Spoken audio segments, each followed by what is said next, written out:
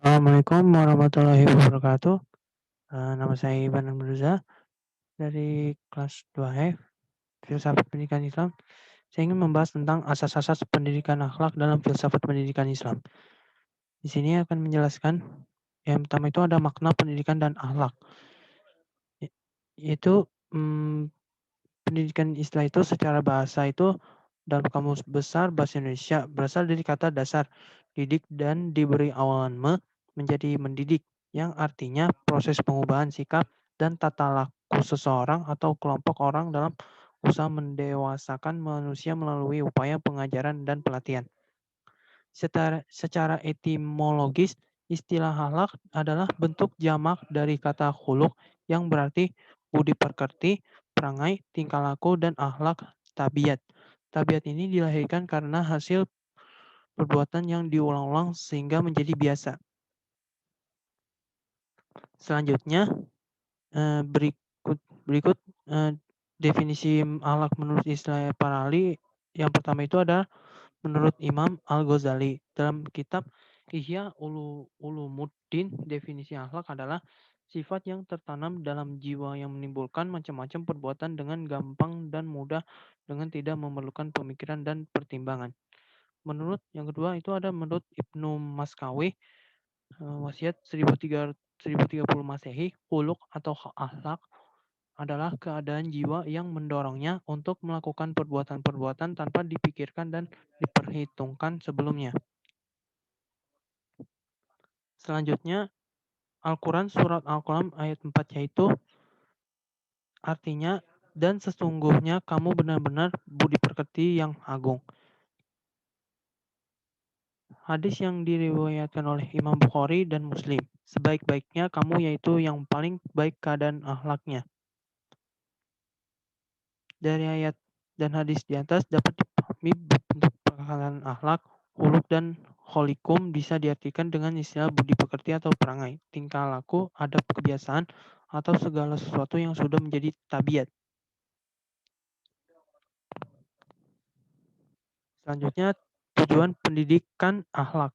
Tujuan pendidikan akhlak menurut Pahlawi, yaitu yang pertama menurut Muhammad Ali Hasan, tujuan pokok pendidikan akhlak adalah setiap orang budi pekerti, berakhlak, bertingkah laku, berperangai, atau beradat istiadat yang baik sesuai dengan ajaran Islam atau Hasan Ali 11. Yang kedua, menurut Barmawi Umari, tujuan ilmu akhlak adalah supaya perhubungan kita dengan Allah dan dengan sesama makhluk tetap terpelihara dengan baik dan harmonis. Yang ketiga, Muhammad Atiyah Al-Abrashi, tujuan pendidikan moral dan akhlak ialah untuk membentuk orang-orang yang bermoral baik, keras kemauan, sopan dan berbicara dan perbuatan, jujur dan suci. Yang keempat, menurut Ibnu Miskawi, tujuan pendidikan akhlak adalah terciptanya manusia yang berperilaku ketuhanan, perilaku seperti muncul dari akal ketuhanan yang ada dalam diri manusia secara spontan.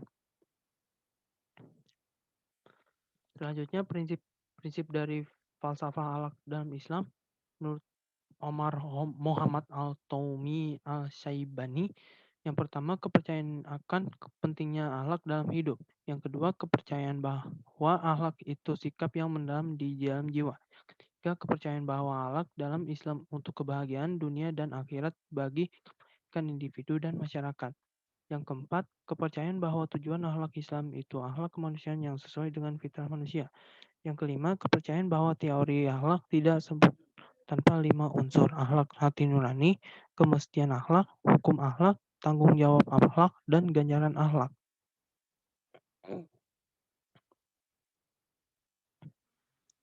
Selanjutnya, hati nurani akhlak atau moral conscience. Definisinya, dorongan dalam atau kekuatan dalam yang mengawasi dari dalam perbuatan-perbuatan manusia yang nampak dari luar sehingga ia dapat menentukan terjadi atau tidaknya perbuatan tersebut, atau perasaan jiwa dari dalam di mana terpantul perbuatan-perbuatan manusia sehingga ia dapat menghargai perbuatan-perbuatan ini dan ia sanggup apakah ia baik atau buruk.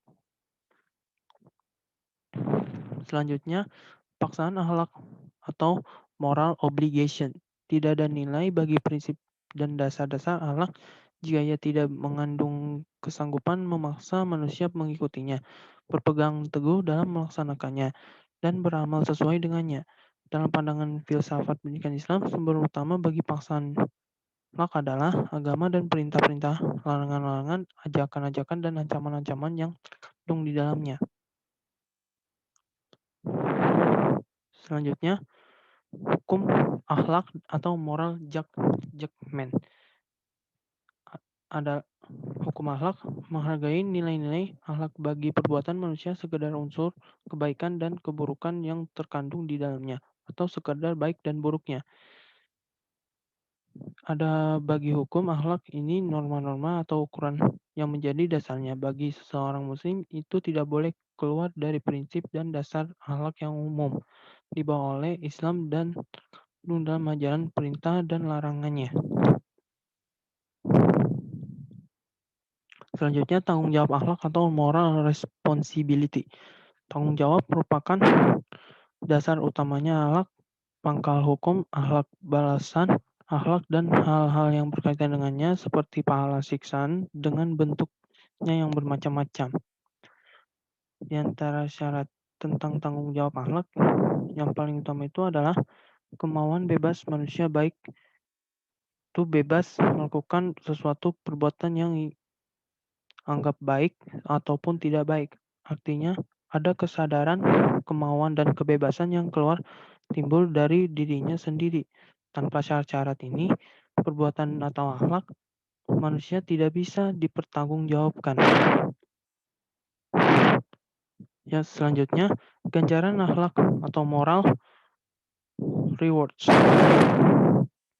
Ganjaran akhlak itu apakah ganjaran kebaikan ataupun keburukan pahala ataupun siksaan diberikan kepada pelaku akhlak karena adanya tanggung jawab akhlak dan hukum akhlak.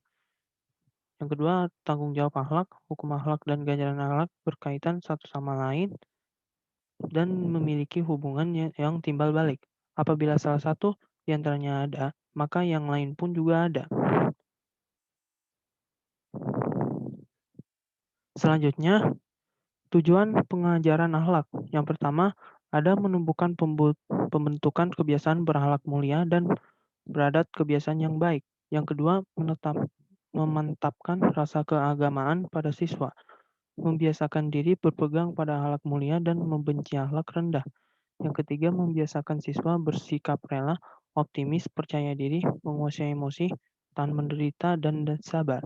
Yang keempat, membimbing siswa ke arah sikap yang sehat yang dapat membantu mereka berinteraksi sosial yang baik, mencintai kebaikan untuk orang lain, suka menolong, sayang kepada yang lemah, dan menghargai orang lain. Yang kelima, membiasakan siswa bersopan santun dalam berbicara dan bergaul baik di sekolah maupun di luar sekolah. Yang keenam, selalu tekun beribadah dan mendekatkan diri kepada Allah dan bermuamalah yang baik.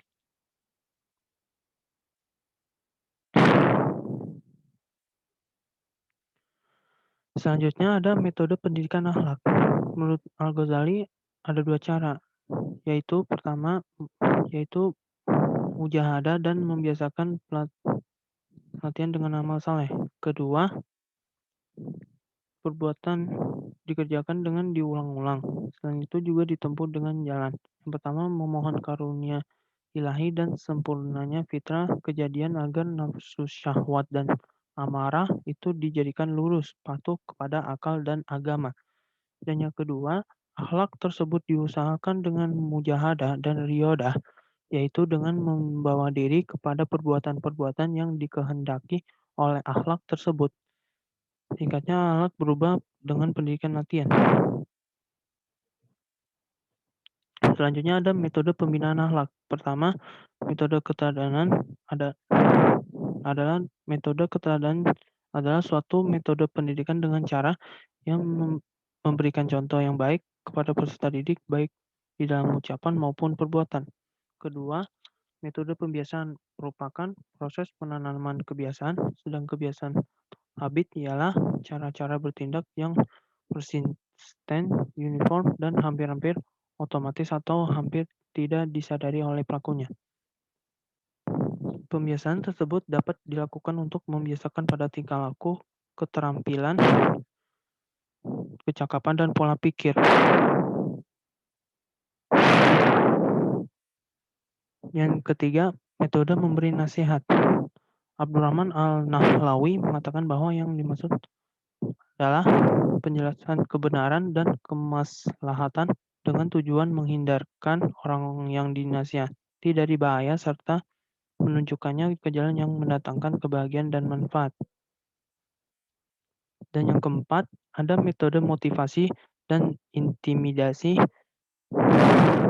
adalah dengan uslub al-taghib wa al-tarhib atau metode taugib dan tarhib. Taugib berasal dari kata kerja rogobah yang berarti menyenangi, menyukai, dan mencintai.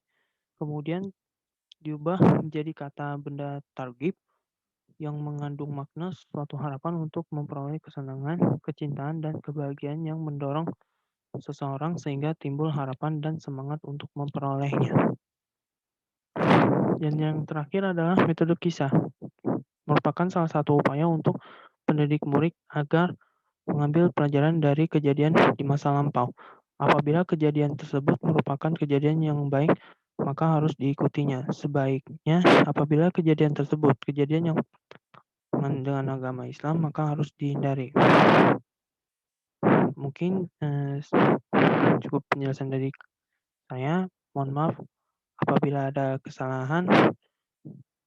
Kalau ada kekurangan dari saya, mohon dimaafkan. Bila filsa bilhaq, wastabiqul khairat. Wassalamualaikum warahmatullahi wabarakatuh.